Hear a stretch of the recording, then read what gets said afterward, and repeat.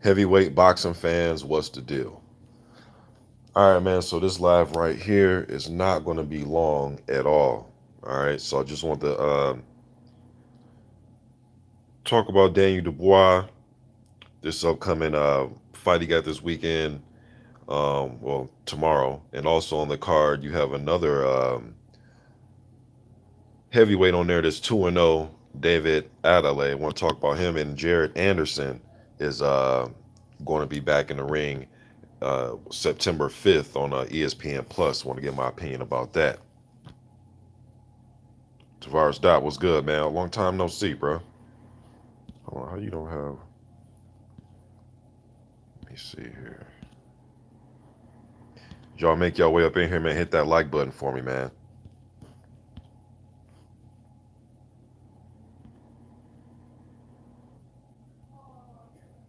Hit that like button on your way in. Seen and unseen boxing. What's good, man? This one ain't gonna be long at all. I gotta head to the gym anyways, man. So, but yeah, man. St. Cruising was good. Yes, it is. They're talking about October, St. Cruising. They're talking about October for Dubois and Joyce. Long as you know Dubois goes in there and take care of business tomorrow, which I think he will, man. I'm actually watching the guy that he's going to fight. Trying to, you guys, when I break down styles, man, I try to be as objective as I can possibly be, man, by going back and watching, 4, 5, 6 fights of guys' opponents, man. And it's like the third fight I'm watching of this guy, Schneider's. He's fighting, what fight is this? He's fighting a guy named Georgi Tevdor Ravvili. It doesn't matter, man. I just don't see anything he can do to Daniel Dubois, man. I would way rather want to see Dubois take on Eric Pfeiffer, man. But he's not fighting, and then enter this guy, Schneider's, man, and he's putting the high guard up, coming forward against the guy he's fighting. The guy he's fighting is a shorter guy, but Schneider's coming forward. He wants to bang. He's flat-footed guy with the high guard, wants to bang, doesn't carry a lot of knockout power. He is hurting this guy to the body, but I just see him being in line to get knocked out with a right hand, or anything that you know Dubois wants to throw. But one thing I will say is, I looked at the weigh-in. Dubois came in at 244 pounds, which is his. Leo Donald was good, man, which is his career high, right? So usually he comes in at 240. He's right around 240, Dubois, but he come in at 244. I looked at the picture of the weigh-in. Doesn't looks his body pretty much looks the same from every weigh-in that I've seen. Although this is his career high. Um, although this is his career high, he pretty much looks the same, man. Now, will this affect like him starting off slow? Will he come out a little bit cold, or or is this something that he'll just sweat off in about a round? We will see. I don't think it'd be take too much. I don't think we should take too much into him being 244 pounds. Still a young kid. Was he 22 years old? I don't think it affect him much. But usually, I always keep my eye open, man, when guys come in at their career highs. All right, so it's not like he's 264 pounds. It's just 4 pounds over what he usually fights at. But I will say this though, we know we had the pandemic, and kind of the sporting world stopped for a little bit. Now it's slowly but surely coming back around. Last year when Dubois was fighting, he was, the last time he's been in the ring was in December, when he damn near knocked Karatoro Fujimoto's head off with a right hand. So he hasn't been in the ring in about 8, 9 months, man. Now before that, his fight last December, he was in the ring 3 months prior to that against what's the guy's name, Ebenezer Tate, and then 2 months before that fight, he was in the ring with Nathan Gorman. So what I'm saying is, he had like a little routine going. That routine has been broken. All right. So, but again, we will see what this 4 pounds mean. It could mean much of nothing. All right. But that routine had been broken from him just being in the ring to now, for him being in the ring 2, 3 months away from each other to now not being in the ring for 8 months, 9 months, whatever. All right. So I guess we will see what toll it'll take. I don't think this guy's the right guy to test that theory. You know what I mean? If Dubois starts slow or not. I don't think this is the right guy to test him. All right, but I expect him to get through this guy with a knockout, and then we get that Joe Joyce fight. All right, But this guy's style has come forward, man. He threw a nice uppercut right there, wants to throw overhand rights. Maybe he can get lucky, try to land something big on Daniel, catch him cold in the first round or something like that. But rather than that, I really don't see this guy having much of a chance to beat Daniel Dubois. All right, so that's my thought about that fight and the weigh-in. Also, just an undercard fight on that card is David Adeleye, who is a UK heavyweight Nigerian cat. Um, he'll be taking on Phil Williams. Phil Williams has like 2 or 3 wins with about 20 some odd losses. He's only been stopped 3 times. Adeleye is a guy, man, he's been in a lot of training camps. Speaking of Dubois, he sparred with Dubois, sparred with Joshua. I know he was in the camp with Jared Anderson preparing Tyson Fury for that second Wilder fight. Um, Fury said that the kid Adeleye reminds him of a young Dillian White, and when you watch him fight, I watched his fight against Matt Gorman, and also watched his pro debut. This will be his third fight, and he kind of does, man. Like I was watching the dude, he's heavy handed, wants to throw left hook, doesn't use his jab for nothing, though, man. I would like to see the kid use his jab, pump that jab out a little bit more. He kind of uses his jab as a range finder, kind of wants to feel where you're at. Then he wants to come behind that with right hands, and he loves throwing left hooks. He does have a nice left hook to the body. All right, but from what I've heard, this guy has held his own with Fury and sparrings, and Fury has some nice things to say about this kid, man. So I expect him to get rid of Phil Williams in impressive fashion. Would like to see him use his jab more, though, man. Want to see if the kid will use his jab, utilize that jab more, man. Uh, that's one thing I will say about that. All right. So yeah, David Adelaide's on the undercard against Phil Williams of the Dubois versus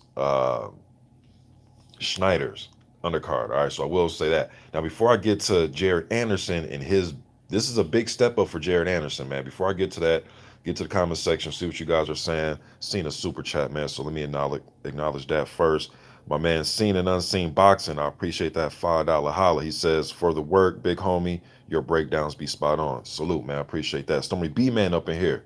What's good, Stormy? As Clayton says, embarrassing matchups, bro.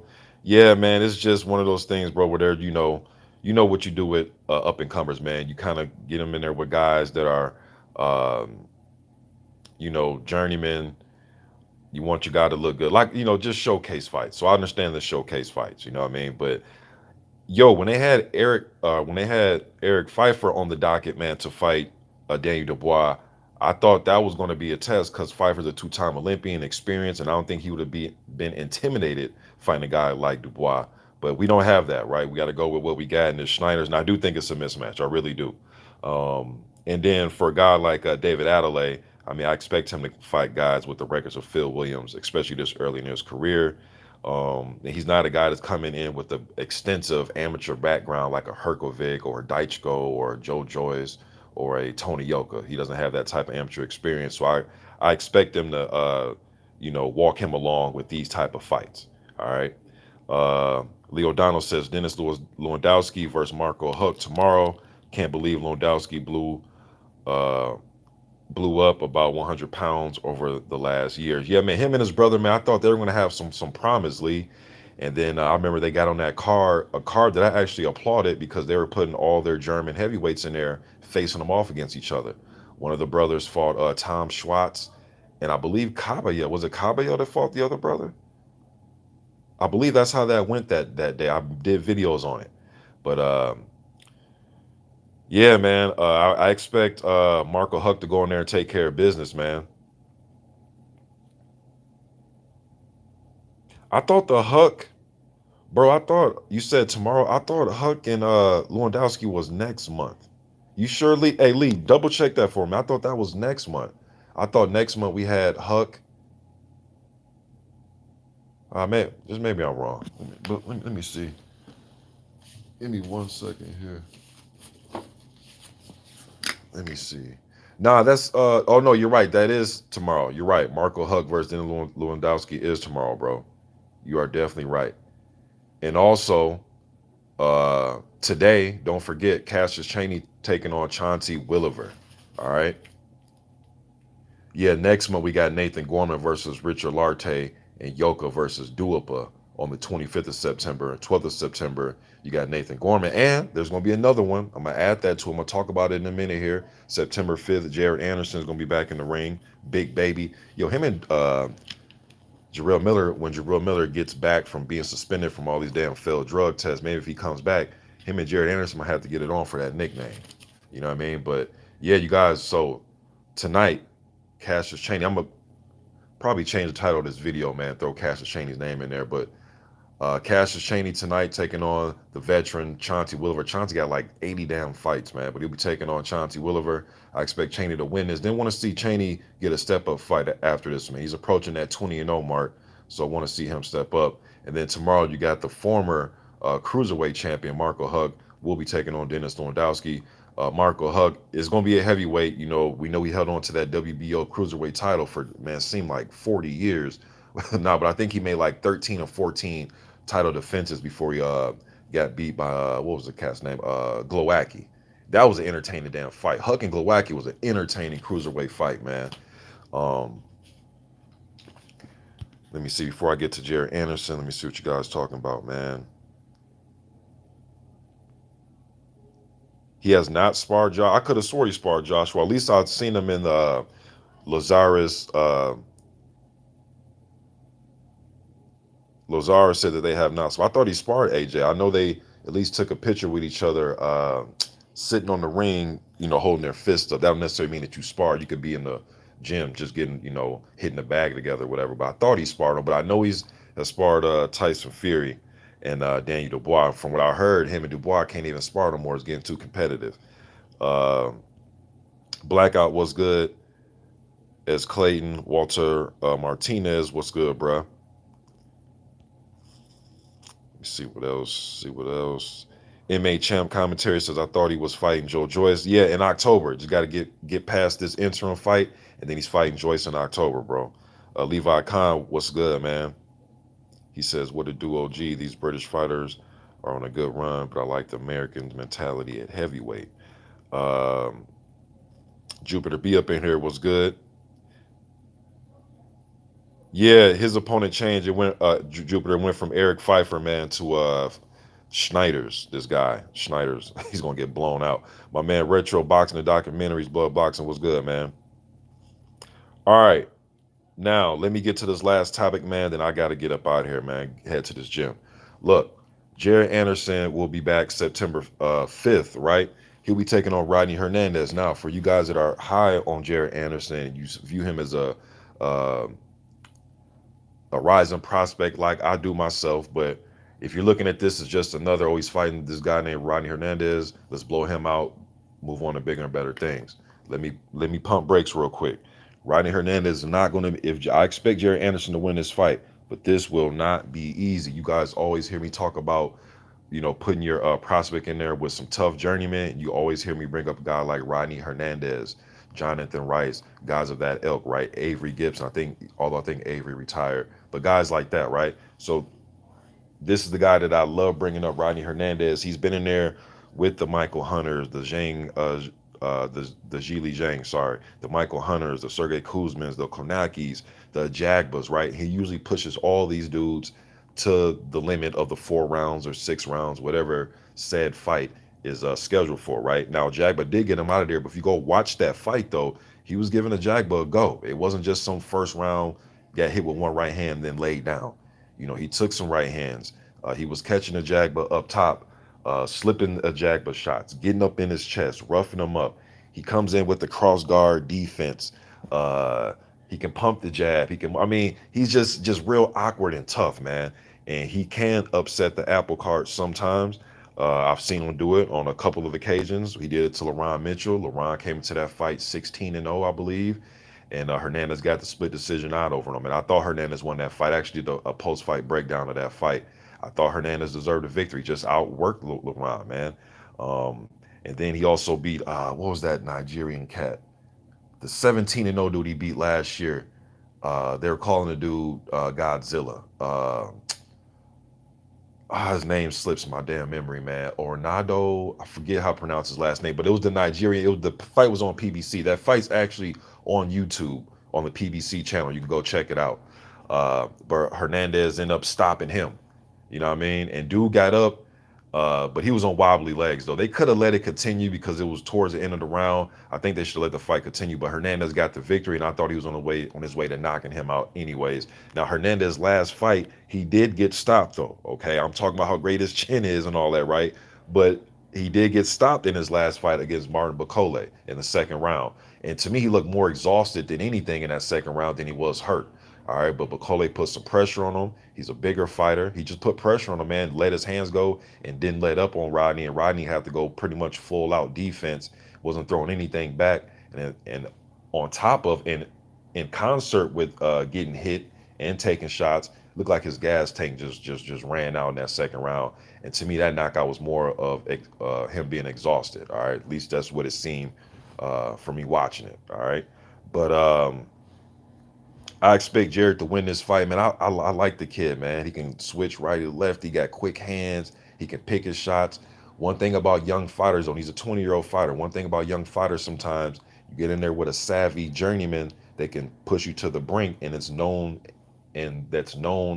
to push guys to the brink when they're at this stage uh, or even a little bit further in their career, 11, 12, 13, 14 and 0, is sometimes young guys can do the whole, when you get a young guy in there, he wants to wow everybody, and he's coming in with all these KOs. He's 5 and 0 with 5 KOs. He gets in there and tries to overwhelm the guy with a barrage of punches, and he kind of shoe shines a little bit, and then he blows his wad because he's shoe shined. Then he got to slow down and fight at a slower pace. A smart, savvy veteran can get through that initial storm of you shoe shining them and trying to, throw all these 9, 10 punch combinations. Then soon you slow down, they jump back on top of you. Rodney Hernandez is that kind of savvy guy where he'll do things like that.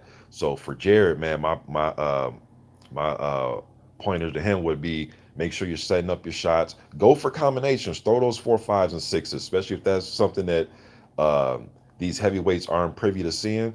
Throw those 4, 5s, and 6s, but make sure you're pacing yourself, young man. Don't go out there, blowing your wad in the first round. In the second round, you ain't got nothing in the gas tank. But he is the younger fighter. He is the junior by 11 years. Man, he's 20. Hernandez is 31, so he isn't a super old journeyman. And like I said, he hasn't been knocked out 7, 18, 20 times. You know what I mean? Definitely knows how to survive, can put his punches together. He's not going to be intimidated. He's not going to be intimidated by Jared's size, weight, or anything like that. All right. But I expect a quicker, younger guy with the faster hands. Seems to have better, he seems to fight in a elusive manner.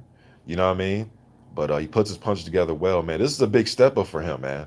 Big step up. Let me see what you guys talking about, man. But I got to get off here in a minute. Let me see here.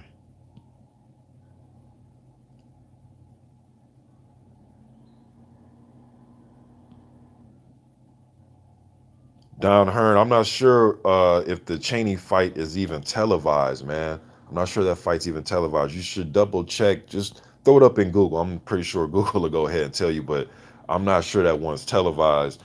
For the record, Jared Anderson and Hernandez will be on ESPN Plus September 25th. All right, and if you're looking to check out Daniel Dubois, that fight is also it'll be on BT Sport, and that's also being carried by ESPN Plus. All right. Um, My man Blood. Okay, you said you didn't checked out David at Adeleye, huh? Yes, Nigel boy, for sure. Rodney is tough, man. And yes, as Clayton, yes, he did get stopped by Bakole, but just don't take that one and just say, oh, that's the guy that got stopped by Bakole, and just take it from there. Go back, and I'm not saying that you don't know who he is, but anybody that's watching this video that's listening, make sure you do your research on Hernandez, man. It's going to get a kid a tough go. My man Lawrence Williams up in here, man. What's good, man? Y'all go subscribe to Lawrence Williams. Go subscribe to Retro Boxing and Documentaries, man. Mr. Sheldon up in here, what's good, bro? Let me see.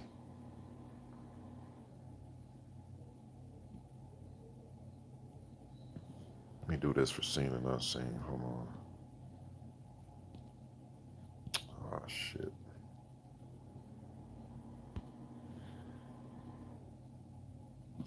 Damn, Lawrence, he did. I didn't get the chance to check out that.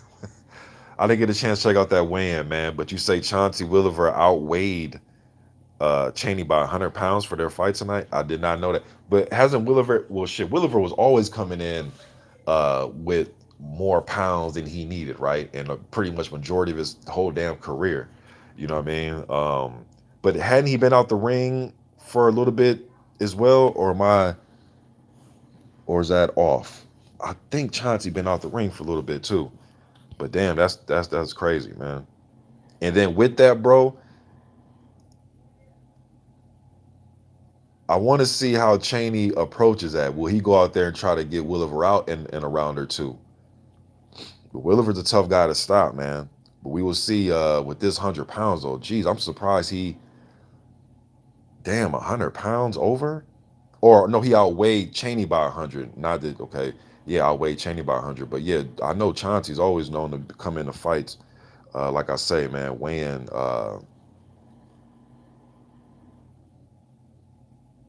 at a numerable amount. It seems sometimes. Yes, Jupiter B, that's the dude. I'm not sure if you got his last name spelled right, but yeah, or no, Rudy. It was something like that. But yeah, they called the dude Godzilla. I remember him getting stopped by Rodney Hernandez. St. Cruz, in case talking to Blood, Mick Hennessy, he says Huey is still a prospect and you're out. Oh, you think he's still a prospect? Nah, I think he's a young fighter that still has some years to go. He still can still learn. But if he hasn't learned from it's crazy because he lost to Parker, Pulev, Povetkin, the three P's, right? So if he has to learn from these losses, you just can't keep racking up losses and not learning. And he has, comes from a fighting family, man. So I think my big concern with Huey, and even in those losses, man, uh, he wasn't stopping any of them. And shit, I thought the Parker fight was very close. I had that fight 6-5-1 Parker. I had that a very close fight. There was rounds where both guys wasn't doing much or nothing. You know what I mean? But he has to learn from these experiences, man, with these losses. You know what I mean? And like I was gonna say, my thing with Huey, he needs to sit down on his punches, man. I know he likes to mimic guys like Larry Holmes, but it's okay to mimic the movements. It's okay to mimic the punching technique. It's okay to mimic those things, but you also have to mimic sitting down on punches and turning into your right hand, turn into your left hook. That's one thing people forget about Larry Holmes and the Ali's, man. And they call guys like Lennox Lewis a boxer puncher. Well, my term, or at least I thought I made the term, I've never heard nobody use it, is a term I like to say boxer fighter. A guy that wants to box you from outbox you, use those type of skills, but then he'll sit down and he may not be known as a power puncher, but he'll plant his feet and fight with you and fight you off of him. What do you mean, Mr. Boxer? Throw 4, 5s, and 6 punch combinations, catch and roll with shots and come back with his own shots. He'll fight you in the phone booth if he has to get that respect. So Huey Fury, I don't think he'll ever be a boxer puncher, but maybe you need to go the boxer fighter route. It's okay to sit down on them shots, man, and make the guy respect you. And his father was saying that that's the new Huey Fury that we're going to see. Wait till we get a load of this type of thing, right? Uh, so we'll see when Huey gets back in there, man, against some good competition. My man EJ Boxing Live up in this thing. Y'all go subscribe to EJ. Uh, Yeah, I agree, Lawrence. Definitely, I think Jarrett should use that jab, man. Do not go in there. I mean, he can go in there and do what he want, right? Because Bacoli was putting some pressure on Hernandez, and he ran his gas tank down and got Hernandez out of there in that second. But the thing about Jarrett, man, set these things up. And when one thing I know about Jarrett, man, even when he ain't throwing the 4, 5s, and 6s, when he fights at that pace of when it's like a one punch at a time type of pace, where he's like systematically breaking you down with the jab and then a hard straight right, then a hard lead left hook. When he's fighting in that manner, he can chop you up. You know what I mean? But Hernandez is a guy that can catch those type of shots and come back with a counter. He's savvy enough to see those type of things and take advantage. And I think he's going to try to get in Jared's test or chest. This man, and speaking of test, I think it's going to be a good test. I'm anticipating this little fight, man. I know y'all probably listen to excitement like, damn, Mr. Boxing is excited to see Jared Anderson versus Rodney Hernandez. Yes, that's what makes me me. You know what I mean? I love these type of step up type of fights, man, for these prospects.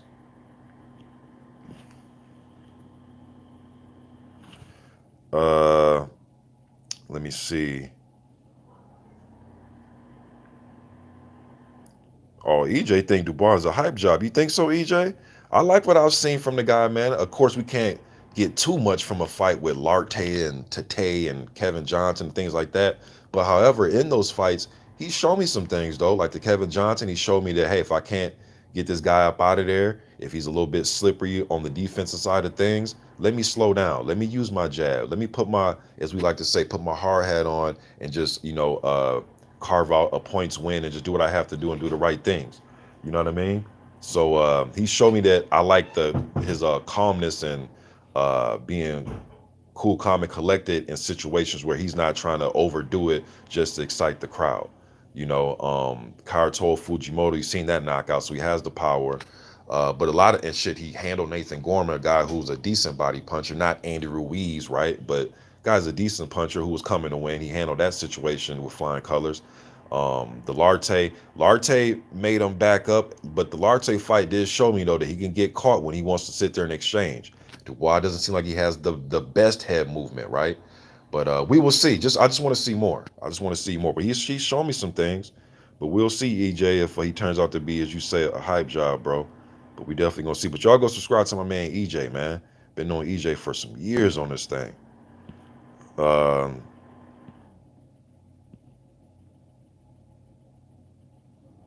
Damn, 378 pounds. Shit. He came in. Cheney came in at 263. Is that a little heavy for Cassius? I know Cassius is about 250, ain't he? I'm on my Weight Watchers thing right now, man. Shouts out to who does that segment on their channel? Is that my man Ego? Shouts out to Boxing Ego. He does a little Weight Watchers thing. Yeah, I'm watching these weights with these guys coming back, man, from this pandemic. The guys that haven't been active. One thing about Jared Anderson, this would be his fourth fight of 2020. But these guys that are coming in from 9 months off or quarantine themselves around, um, the wrong meals and things like that. I'm waiting to see how these guys come in to the ring and see what their weight's like. You know what I mean? We seen Joe Joyce come in at his career high in his last fight. He took care of business though, but um, good thing he had a guy like Michio Wallace in front of him to do it. But I'm definitely keeping an eye on these scales with these heavyweights, man. I know they don't have to meet a certain weight, but keep my eye on you guys, man. Let me see what Blood talking about. He says if he is a hype job, he still should shine in this environment. All right, my brother's here. Hey y'all, my little brother here, man. Well, shit, this nigga big as hell, but my my younger brother is here. We about to get this workout in, man. I appreciate all y'all showing up, man. And it's good just for me to come over here and create discussion for fighters like Cassius Chaney, David Adeleye. You know what I mean? Jared Anderson. You know what I mean? So that's what I'm here for, man. I'm love that I'm able to do that and love that there's other guys on here talking about these guys and we're not just always talking about Deontay Wilder, Tyson Fury, Anthony Joshua, Andy Ruiz, the usual suspects of the top 10, the top 25. It's good to talk about shit, the top 200. You know what I mean? But hey, y'all, I appreciate y'all showing up. And depending on when I'm on tomorrow, man, I may go live during these fights, man, during some of these fights if I can. All right. But y'all be good, man. I'm gone.